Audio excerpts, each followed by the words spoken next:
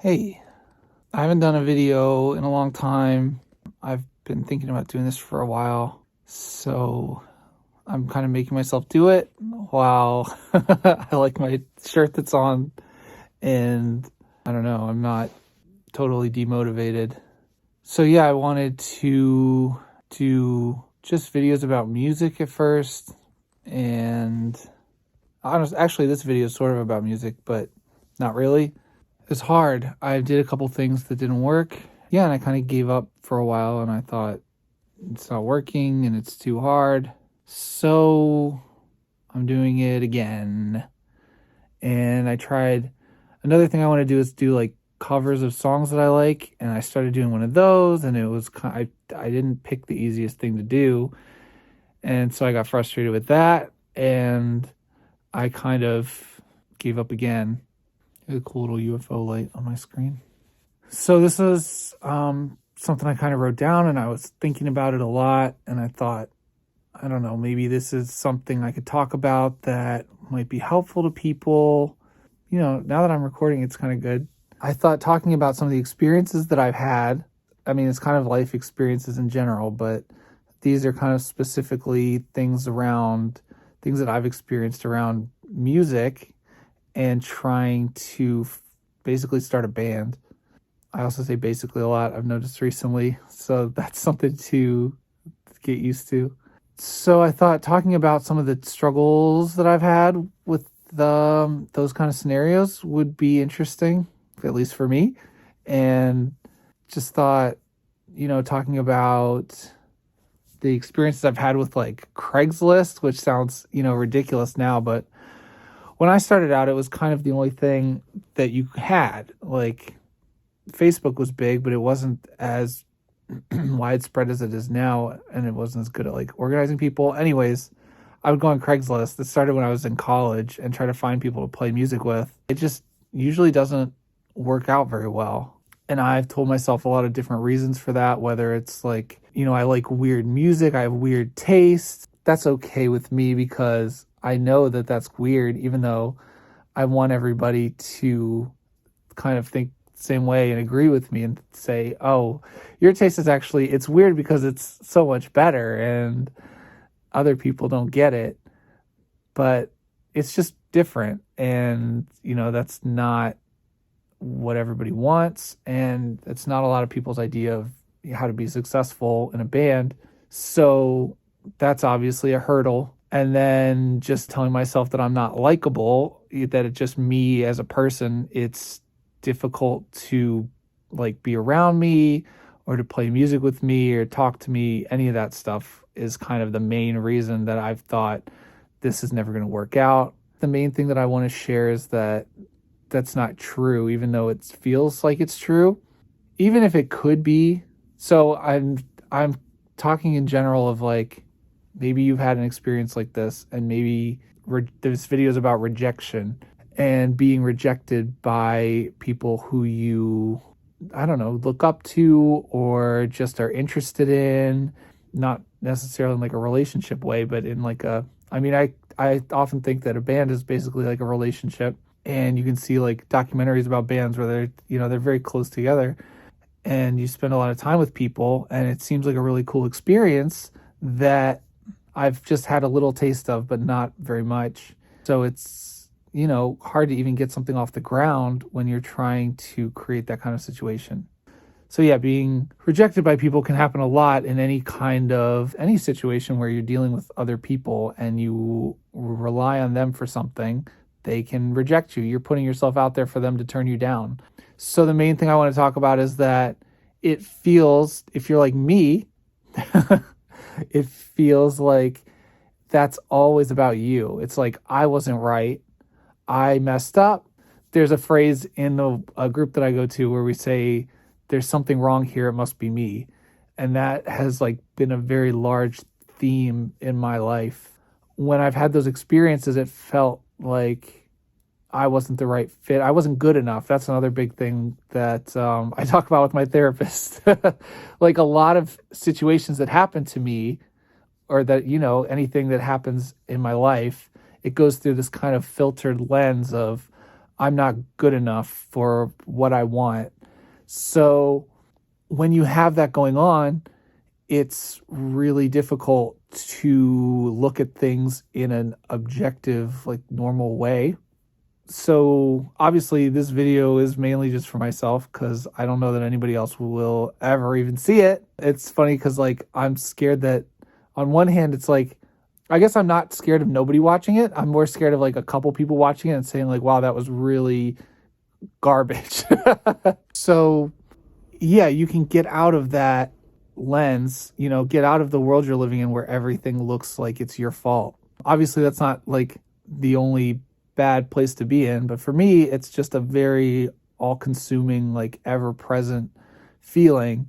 I've just thought about those situations I've been in and how those things were not my fault, and how there's a lot that you can learn from being in a situation like I've been in.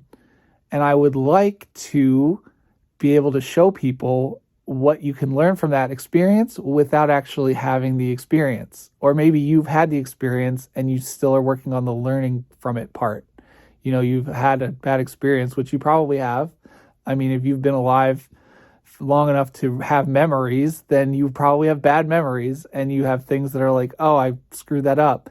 And you just live with that. And like, we all have that, but I believe that you can change those things and you can say, yeah, that happened, but it doesn't mean what I thought it meant at the time. It's not so bad, and it's not my fault. And a lot of problems that we have as adults go back to things that memories that we have where we said, that was my fault. And then we kind of just like carry that weight on our shoulders, and you can get rid of it, at least for a little while. Like for me, it comes back. It's there sometimes. And kind of what I'm saying is if you look at it, if you're like, hey, I have that, and then you realize, well, I don't have to have it. And then you kind of put it down. And if you don't think, if you kind of forget, eventually it comes back a little bit. And then you got to think about it again. And then you say, oh, I remember that wasn't my fault. I remember that I can not carry all that. And then you can kind of put it down again. And then the more that you work on that, I believe that it gets easier and you start to pick up less of it every time. So yeah, I've had some experiences meeting people and talking.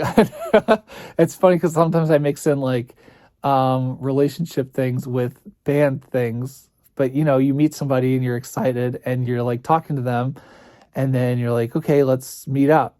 And it's basically a date. Like you get together with one or two people and you are playing, your music. You're kind of showing each other what you've got. And like here, do you think that I'm talented? And do you think that I am good enough to play with you? And then there's also sometimes you have the issue of, is this person a good fit for me? I don't think about people as like, oh, you're not good enough for me, but it's not such a, good fit maybe. But then in my head, I'm like, they're being a lot harsher on me than I'm being on them. That's something to think about as well, that you make things a lot worse in your head than they really are. And that's evidenced by that fact that you don't usually judge people the way that you think that they're judging you and the way that you judge yourself. So yeah, I've had experiences where either I met up with people. One time I found a band that was looking for a singer, and I'm like not the best singer. Any of my music teachers will tell you that. But I thought I could be a fit for this band maybe, and I would try. They sent me a couple songs, and they're like, cool, sing something. Send us back the song with what you sang.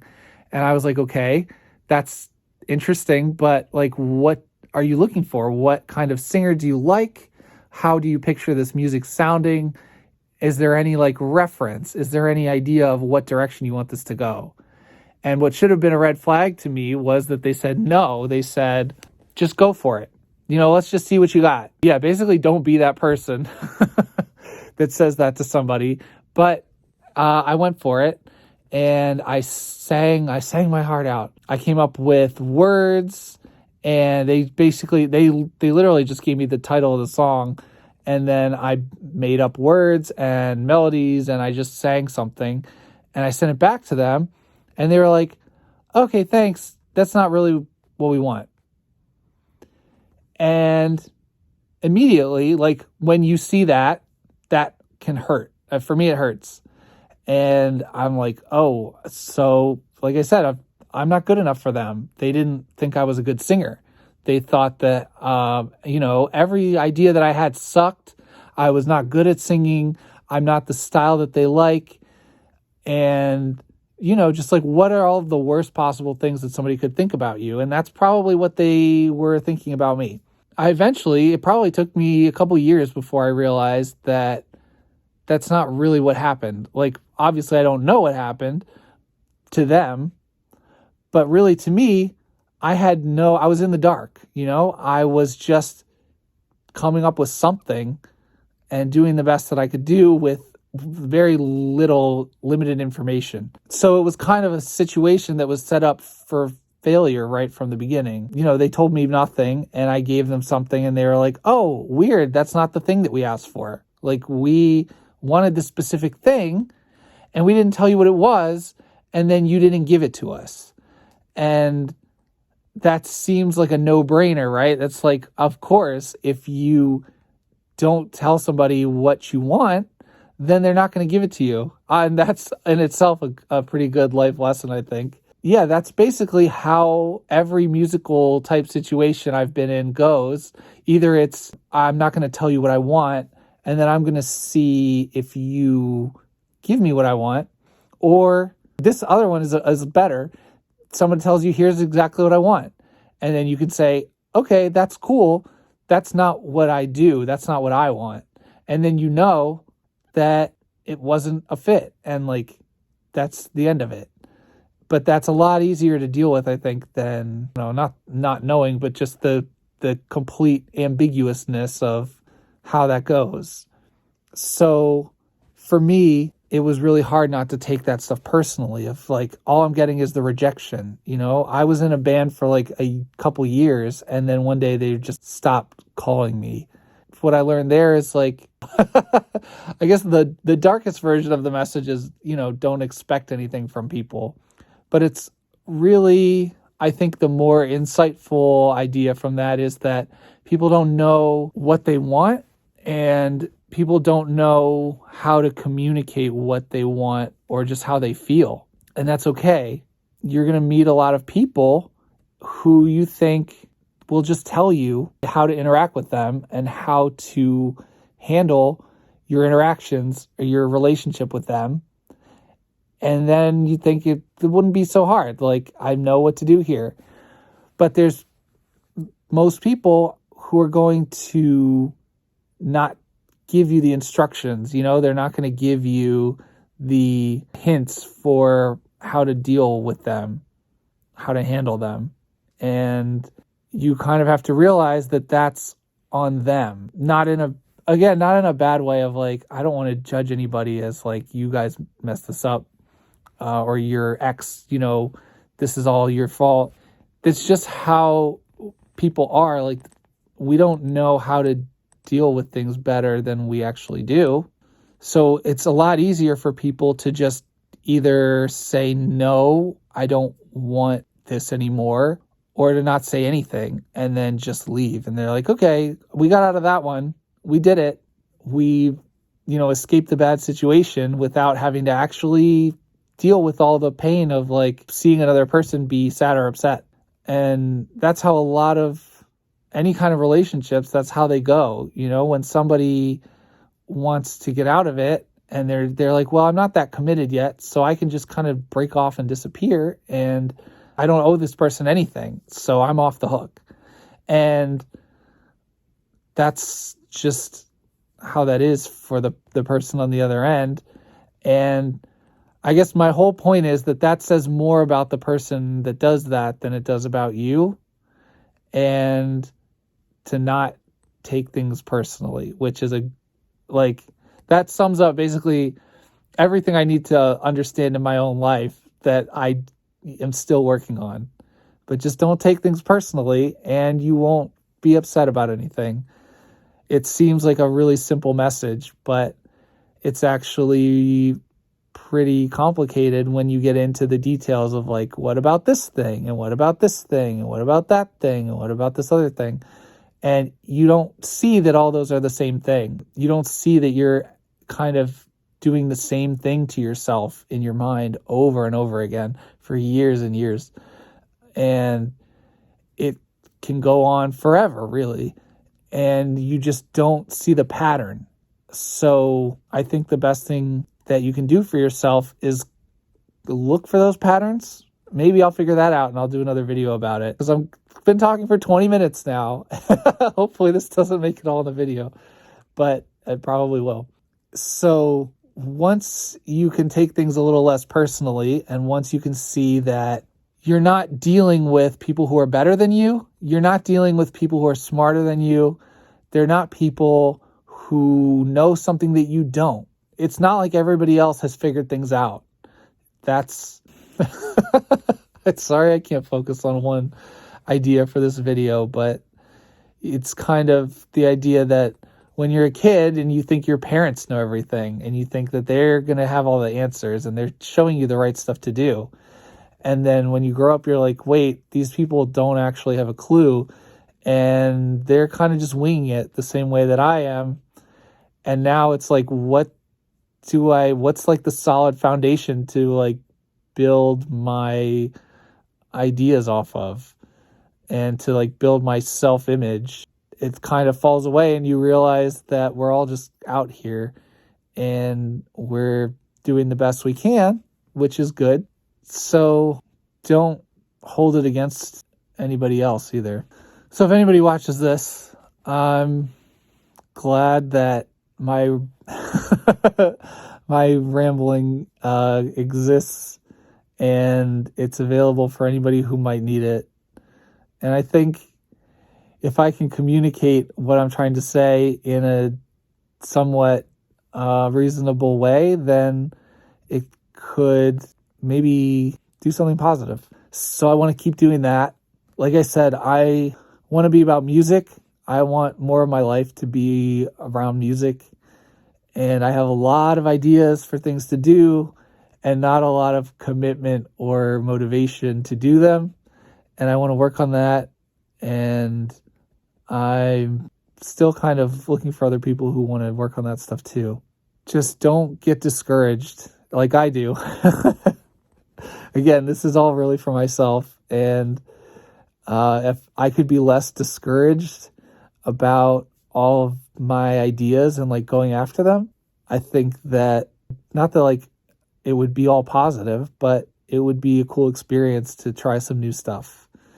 So I would like everybody to try some new stuff as well and do something that makes you a little uncomfortable and a little excited, and just kind of follow it to see where it goes and if you meet anybody interesting along the way. So I guess that's all I have to say right now, and hopefully I will be brave enough to do another one of these in a short amount of time. In the next few weeks, I'd like to do something again. And I would really like it to be one of my song ideas. So hopefully that's what we'll see. Let me know if I did it. Come back and tell me. Thanks.